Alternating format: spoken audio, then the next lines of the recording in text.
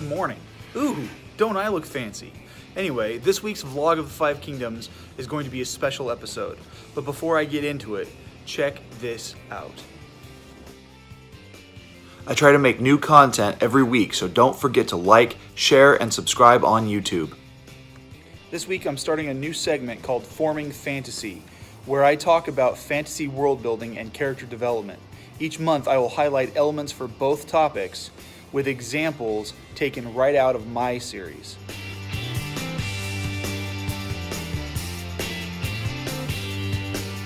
First up is world building.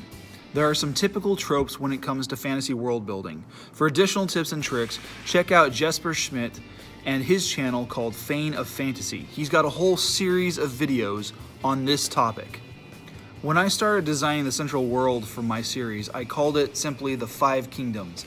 And the kingdoms were each known by their number. West was 1, north was 2, and the centermost was 5. And you can see how this could get old really fast. But I based the kingdoms off of different places where I had visited. I drew from my memory and my experiences to design these regions. World building isn't as intimidating as it sounds, even if it can get a little complicated. At least not at first. The deeper you go, the more complicated it becomes, and as you're writing, you don't have to throw everything at the reader all at once. I've added to my world as my series has progressed, so that by the 4th book, it doesn't even take place in the Five Kingdoms. It actually takes place in a separate island province that exists somewhere else that hasn't been explored yet.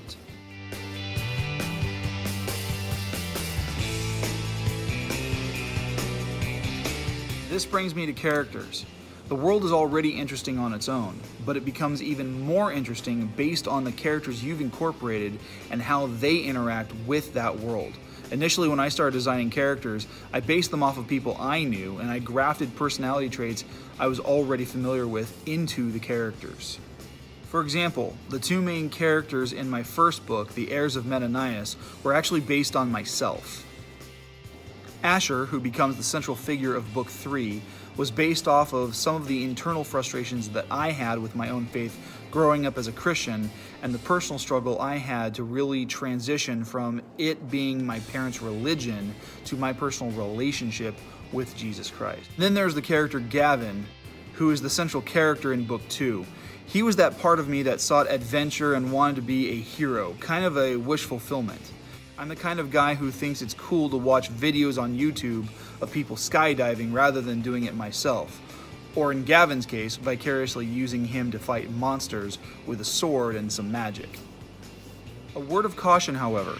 Be careful to only use such character traits as a framework, otherwise the characters quickly become caricatures and clones. In early drafts of Book 1, Asher and Gavin were far too similar, and I ended up having to change that. Otherwise, I ran the risk of creating my own Cliffjumper and Bumblebee for all of you Gen 1 Transformers fans out there. Thanks for watching. Please follow on Instagram and Twitter at GKJ_publishing using the hashtag 5Kingdoms. If you'd like to see more awesome content like this, be sure to like and subscribe on YouTube. And if you'd like to have 24 hours early access to every vlog, you can support me on Patreon. Patreon is a crowdfunding platform that allows creators like me to connect with patrons like you. My Patreon channel has several support tiers to choose from, but for as little as $1 a month, you can get that sweet early access I just mentioned. That's it for February. I'll be back with a new update on the writing of Book 5 in March. Have a great rest of your weekend.